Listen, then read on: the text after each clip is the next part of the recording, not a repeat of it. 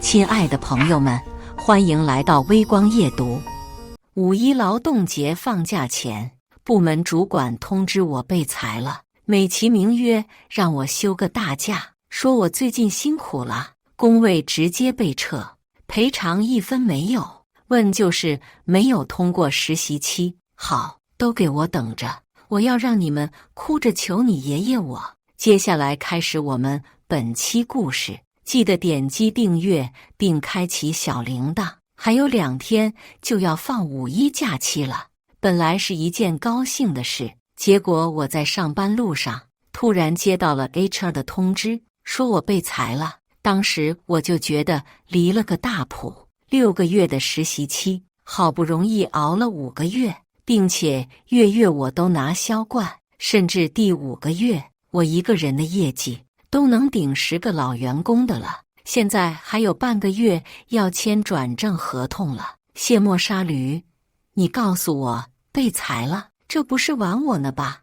我马上给带我的师傅打去电话，不通，又给主管打去电话，不接。没办法，求援无助，我直接打给了 HR， 结果直接被挂断。好气，这是都把我拉黑了呀！在地铁上我被气得跺脚，但没办法，等我着急忙慌地到了公司门外，门禁卡提示刷卡无效，这时我还没走呢，就直接连夜把我工卡注销了。资本家的嘴脸真他妈可恶！幸好这个时间点赶来上班的同事不少，我蹭着他们刷卡的时机一起进入了公司，然后就看到自己的工位上已经坐了其他人，而我的私人物品则被装到了一个破旧的纸箱子里，随意地扔在了角落。坐在我座位上的小姑娘告诉我，她是新来的，主管安排她坐在这里，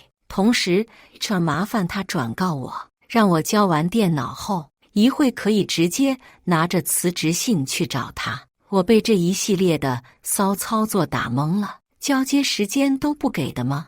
我在旁边站着等了一会儿，气得感觉鼻子里喷出来的都是火。看到带我的师傅进门，我小跑着过去，师傅，刚刚 HR 通知我被裁了，你知道怎么回事吗？我不知道啊，你自己去问问吧。不知道？你说你不知道？我平时一口一个师傅的叫着，午饭想吃什么给你带什么，过年发的礼盒全都打包送给你，现在我被裁了，你哥这装什么犊子呢？你还不知道？我就不相信你没有提前收到消息，我前5个月的提成可都算成你的了，之前你是怎么好意思收的？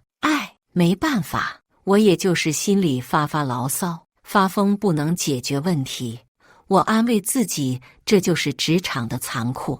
看着师傅走到他自己的工位上，打开了手机游戏，开始了今天的工作。我没有追上去，而是直接跑去洗漱间洗了把脸，再不用凉水冲一下，让我冷静冷静。我怕我真的一会儿颠起来打人。出来后，我径直走向主管办公室，请他给我一个解释。我的主管刘大强是个老色批，我曾经有一天加班到很晚，发现他尾随一个女同事走进了女厕所，内心的正义感让我浑身战栗，但现实及时制止了热血上头的我。是的，我没有勇气去当面制止他，而是假借着打电话的声音把他吓走了。等他走后，我等到女同事出来，然后我和那个女同事一起下班回的家。路上，我鼓励她第2天向上反映，能够让主管这种败类滚蛋。可等来的却是第3天，她在我们上班前就搬东西离职了的消息。后来我私下里联系她，才了解到她被劝说了，经理告诉她这种事情宣扬开来，名声受损的只能是她，而且主管又没有做出实质性的举动来，就说自己走错厕所不会受到任何惩罚的。她接受不了这样的结果，就自己提了离职。看着主管刘大强那老色批的样。我走神了，怎么啦，大壮？有事吗？主管的突然询问，把我的思绪拉了回来。强哥，麻烦问一下，我今早上班前突然收到了我被裁的消息，能问一下为什么吗？我直视着主管的眼睛，语气也不由得有些生硬。大壮啊，你得理解一下公司的难处，现在大环境不好，公司也是没有办法裁人员优化的。不过你放心，等后面公司好了，肯定会优先把你招回来的。到时候我们还做最好的同事。这个理由糊弄3岁小孩子呢吧？进来之前，我想到了他会敷衍我，但没想到会这么敷衍，还以后优先把我招回来，竟他妈的搁着放屁呢！强哥，前几个月的业绩，我可是比好多人都要高呢。他们现在在工位上做得好好的，却把业绩更好的我给裁掉了，没这么办事的吧？实在压抑不住心中的怒火，我的声音也不由得大了起来。看见我着急了，他也不惯着我，更指责我的思想有问题，没把其他同事放在眼里，同时和我解释，被裁的还有另外2个女同事，倒霉蛋。对于他拿出另外2个被裁的同事来想让我熄火，我并不能接受。强哥，我还是想知道自己被裁的理由、依据、评判标准。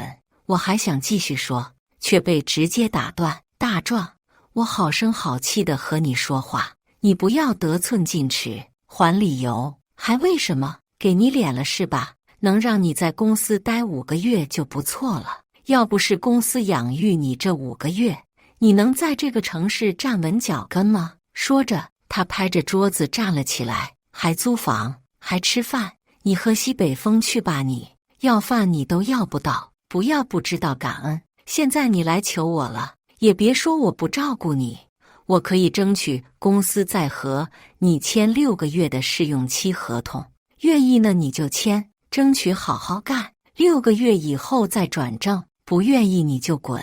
好一手空手套白狼，试用期每个月发到我手就3000块钱。所有的业绩提成算师傅的，我他妈忍了5个多月了，已经少拿了7、8万的提成了，现在竟然还想让我接着拿6个月的底薪。生产队的驴都不带这么干的呀，他怎么不去吃屎啊？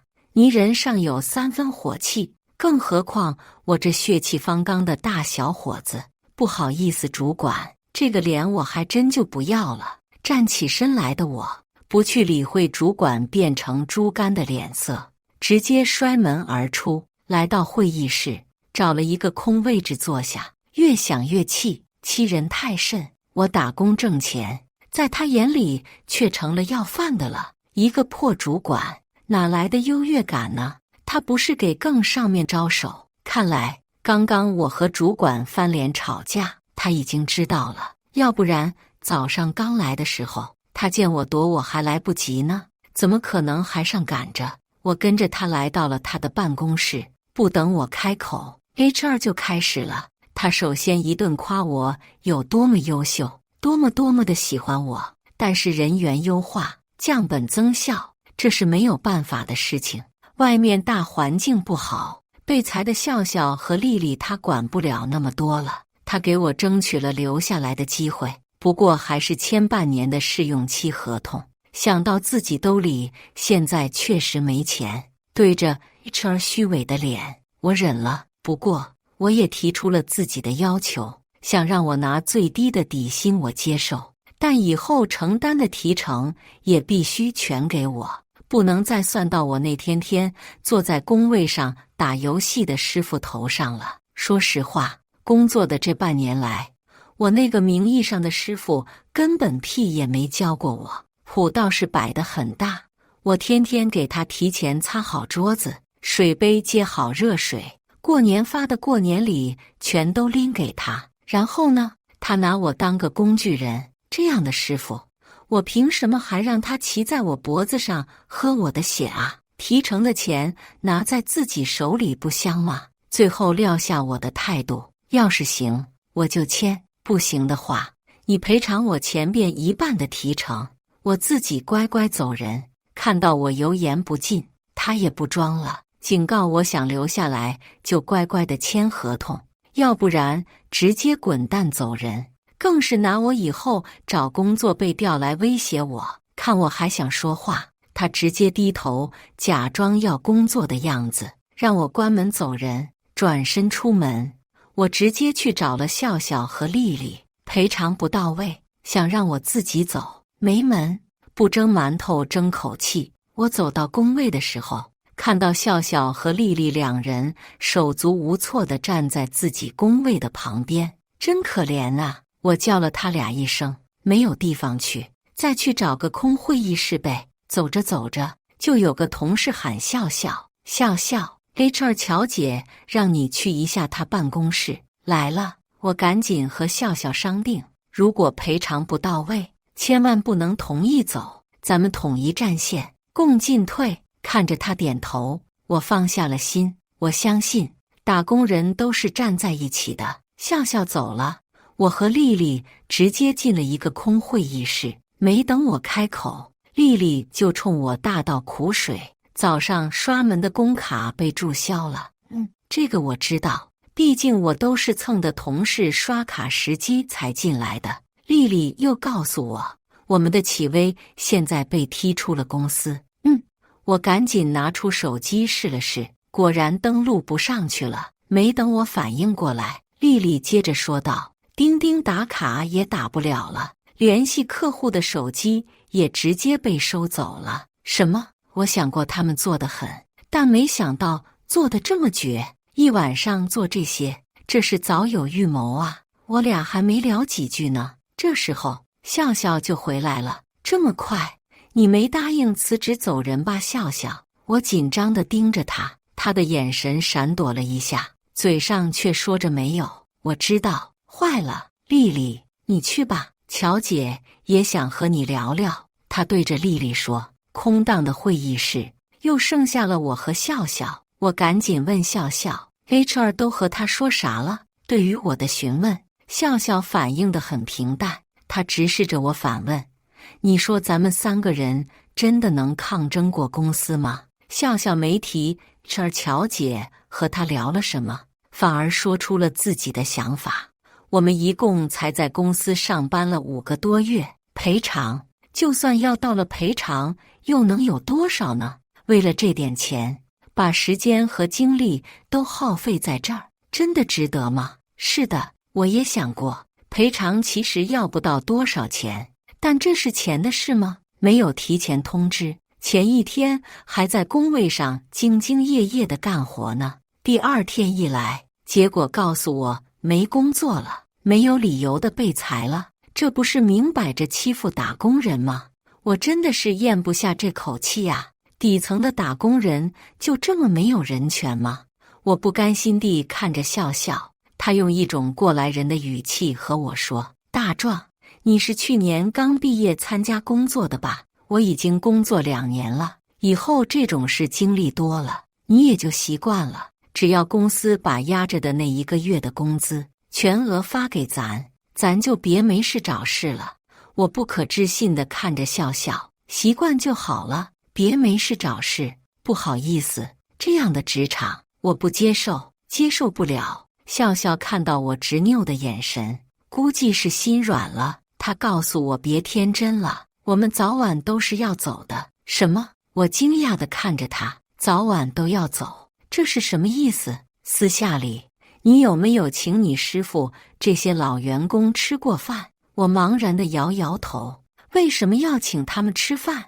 我天天辛苦工作，他坐在办公室里打着游戏，就把我的提成拿走了，我凭什么还要请他吃饭？笑笑看着我懵逼的样子，似乎看到了曾经的自己。职场不只是干好自己的本职工作就好了，职场是人情世故。笑笑老气地说道，我再告诉你个秘密吧。笑笑接着和我说，也解开了他为什么知道我们所有人早晚都会离开的秘密。原来公司每半年招1次人，每次招人都是6个月的实习期，在我们快要转正的时候，所有人又都会被各种原因裁掉。说白了，公司就是在用最低的工资来招我们这些廉价的劳动力。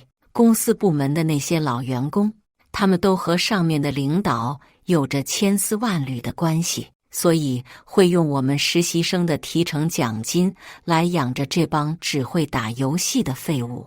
我们从入职的第一天开始，就已经注定了5个月后会被裁掉，然后用给我们发的实习薪资再发给下一波人，一直循环往复。这些事情都是笑笑在年前给那些老员工送礼，请他们吃饭的时候，他们说漏嘴说出来的。最后，笑笑说他已经找好了下家，惊愕的表情在我脸上停了好久好久。他接着向我传授过来人的经验：大壮，认真工作没有不好，可只知道认真工作就是不好。你要学会圆滑，你要学会巴结奉承，要不然咱们这种人永远没有出头之日。我知道他是真心为我好才说的这些话，可我就是接受不了他说的这些信息，确实也都是我所不知道的。我要好好的消化一会儿。这时候，被叫去谈话的丽丽推门进来了，我和笑笑都看向她，同时开口：怎么样啊？她脸上露出难看的表情：不给赔偿，让我自己离职。大壮、笑笑，你们打算怎么办？我听你们的。我看向笑笑，笑笑看向我。懂了，刚才笑笑和我说的那些话，他不想再说第2遍了。个人有个人的选择，这不能怪他。最终还是我打破了沉默。丽丽，和公司硬杠到底，你敢不敢？他红着眼眶点了点头，看着我俩充满斗志的样子。笑笑在祝我们好运以后就走了，他要去办离职手续了。毕竟下家公司还在等着他入职呢。我很感激他，毕竟是他刚刚告诉了我那些内幕，要不然我还在抓瞎，不知道哪儿出的事呢。我把知道的这些信息和丽丽分享了一下，然后制定了计划。首先，笑笑和我们分享的这些信息要从那些老员工或者领导层的嘴里说出来，这样就不会牵扯到笑笑了。考虑了一下，老员工我们能接触到，但他们只是利益的享受者，没必要毁了他们。老色批主管刘大强就不一样了，不管他最后是什么下场，他都罪有应得。商量完后，我们就直接行动。我和丽丽来到主管办公室，然后放低了姿态：强哥，晚上我和丽丽想请你吃个饭，只要能留在公司，我俩以后都听强哥的。然后还给强哥准备了一个小惊喜。看着我俩伏低做小的姿态，老色批刘大强直接就上脸了。好，懂事就好，晚上找个包间，我好好教教你俩，也让你俩以后的职场路走得更顺。晚上下班前，我和丽丽直接先去了一会儿要吃饭的地方，然后把微型摄像头安置在了门口的位置。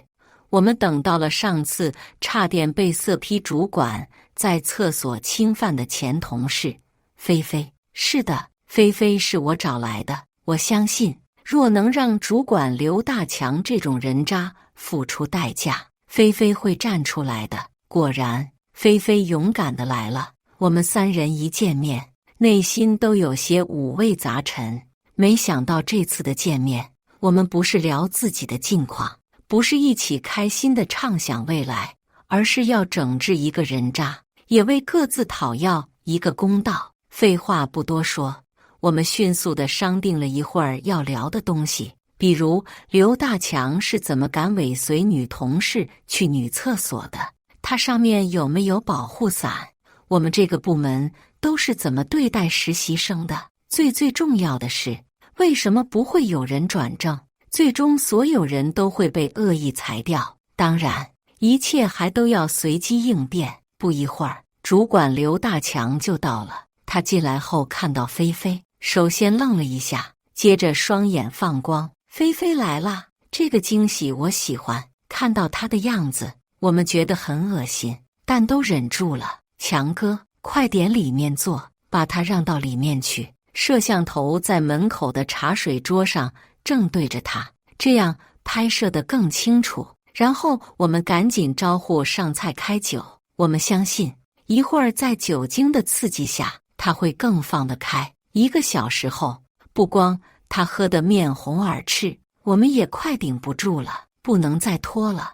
我赶紧向菲菲使了个眼色，富哥，你是不是喜欢人家？上次人家上厕所，你怎么偷偷的跟进来了？菲菲开始发力了。谁说的？我怎么会干这种事？没等他说完，菲菲接着说道：啊，不是强哥吗？那是哪个混蛋？人家以为是你，就在厕所里没叫，想着从了强哥也行。啊，真的吗？菲菲，你要是这么想，那今晚……他的意思不言而喻，懂的都懂。你先告诉人家，上次跟我进厕所的是不是你吗？然后菲菲还抛了个媚眼。论勾引人这一块，菲菲不得不让我佩服。是我，我刚进去，不知道哪个王八蛋在外面打电话，我怕被人看到影响你声誉，就赶紧出来了。说着还斜眼瞥了我一眼。妈的，真想暴揍他一顿啊！他喝多了，脑子自然反应慢，想也没想就把当时的情况交代了。看他承认了，菲菲松了一口气。2个美女一左一右的坐在他两边，陪个老色批喝了这么多的酒，收获的时机终于来了。刘大强还一副得意忘形的样子，真令人作呕。趁热打铁，我和丽丽也赶紧套话，然后他就倒豆子一般把所有的隐秘都说了出来。为什么我们业绩再好都不会转正？为什么部门里那些老员工可以作威作福，连他都不会主动招惹他们？我们露出各种吃惊的表情，极大地满足了他的表达欲。那为什么会优先裁掉我们3个呢？我没有忍住，直接问了出来。刘大强轻笑出声，笑嘛，不用我说了吧，他自己本身就想走了，这次裁掉他也是顺其自然的事情。至于你大壮，你不觉得你太扎眼了吗？本来公司定的都是不可能完成的业绩目标，你偏偏就完成了。你是最难啃的骨头，要是把你先拿下，那剩下的人后面就好办了，他们会自己乖乖的走人的。还有红红，你妈我就不用多说了吧，业绩垫底，裁你也是正常的操作。哈哈，好了，我们不聊这些不开心的事情了。放心，以后跟着我吃香的喝辣的，我明天就和 HR 打招呼，你们签合同就行。他不想说了，我们也得到了我们想要的信息，所以就没必要和他在这浪费时间了。遂了他的愿，迅速结束才是正事。我瞅了一眼菲菲，她心领神会地出了门，不一会儿再次进来。强哥，我们回家睡觉吧。一说回去睡觉，刘大强这个狗男人就来了精神。对，这么晚了，我们都赶紧回家睡觉吧，有什么事明天再说。一副急不可耐的样子，他难道以为菲菲会和他回家吗？呵呵，到底是我们变傻了，还是他喝了酒变天真了？到了门口，我们3个人直接把他推进了出租车，还想让菲菲和他一起走，想屁吃呢吧？我们迅速关上出租车的车门，让司机师傅直接开车走人。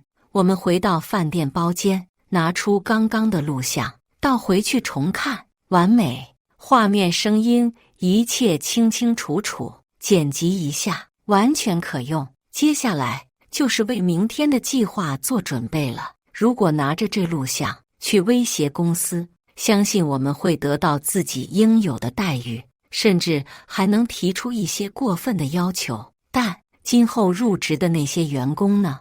他们还是会走我们现在被裁的老路，这不是我们想要的。只有把这样的公司曝光，才能避免今后的打工人入坑。曝光它是我们能想到的最直接、最快也最狠的手段。于是我们3个人直接把刚刚的视频剪辑好，再把我们自身在公司的经历形成文字，配上图，录上几段实名举报的视频，又联系了公司里那些还不知道什么情况的同事。废话不用多说，劝都不用劝，直接把刚刚剪辑好的视频发给他们，是个人都知道什么情况了，也不用他们干什么，关键时刻和我们站在一起，摇旗呐喊助威就行。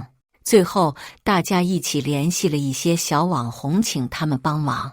我们都是素人小白，自己直播，万一没有流量怎么办？所以暂时直接借用他们的账号，他们收割热度带来的红利，我们伸张正义，双赢。一切准备就绪后，我们各回各家安心睡觉了。毕竟明天有一场硬仗要打。第2天上班后，我和菲菲还有丽丽会合，人多胆子大，我们一起来到了公司。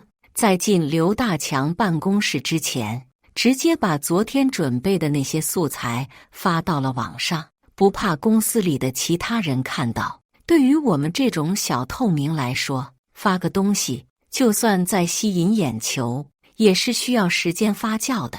然后打开昨晚借来的网红直播间，开始直播。直播间里，粉丝们还在纳闷，什么情况？怎么一个抠脚大汉换成了2个美女加一个小帅锅了？这是被盗号了吗？看到在线人数一打开就是10万加，我们3个你一言我一语的慌忙解释：对不起，我们不是盗号了，我们是来请网友们为我们主持正义的。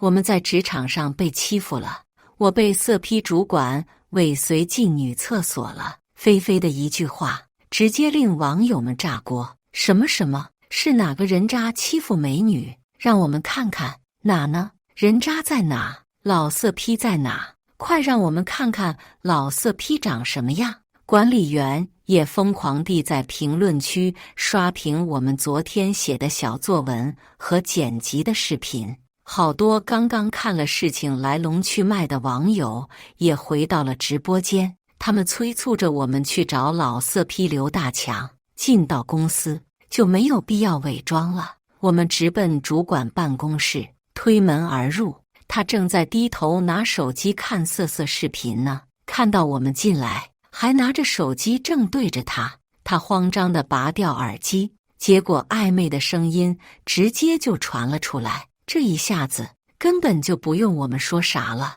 直播间里10万加的网友都听到了。他慌忙地关掉手机，急了眼的他呵斥我们：想干什么？你们仨想干嘛？进办公室不知道敲门吗？还有，给我把手机放下。看到他气急败坏的样子，好爽啊！不过我们大招还没放呢。主管，昨天你说公司恶意裁员的事情，麻烦你给我们一个解释。我站在他对面，大声地问道：什么解释？裁你就是裁你，你一个小小的破员工，哪来的这么多废话？现在就给老子滚出办公室！还敢拿着手机录像，反了你了！他有些恼羞成怒，外面有人吗？都死哪去了？把他们都给我赶出公司！这个时候，在外面听到动静的老员工纷纷赶过来，不过不等他们动手，昨天收到我们视频的那些同事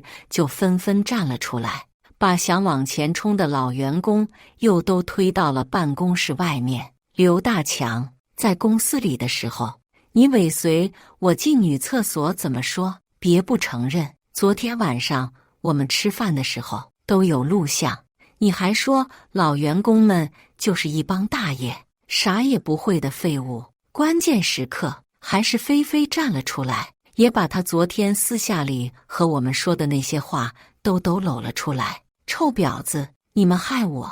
听到我们今天说话这么硬气，还把这么多不能拿台面上来说的事都说了出来，他终于反应了过来，不过一切都晚了，我们直播了这么长时间，好多网友出于正义选择了报警。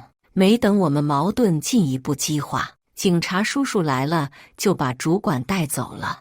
猥亵女性的罪名，他是跑不了了。事情发展得异常顺利，在我们关掉直播后不久，我们这件事情就上了热搜，被更多的人看到后，越来越多的人站了出来，他们讲述了自己曾在这个公司也被恶意裁员的经过。公司被彻查，结果发现了偷税漏税，刘大强也没有得到好下场。在他的手机里发现了大量裸体的女子照片，当然我们没有讨到公司给我们的赔偿，但那一切都已经不重要了。再后来，我也接到了笑笑给我发来的信息，他说他佩服我，也谢谢我，让他见识到了什么才是真正的打工人。感谢大家的观看，本期故事精彩吗？欢迎大家在下方评论区吐槽。如果你喜欢这类故事，记得点击订阅微光夜读，并分享给更多的人，这会对我帮助很大。再次感谢大家的观看。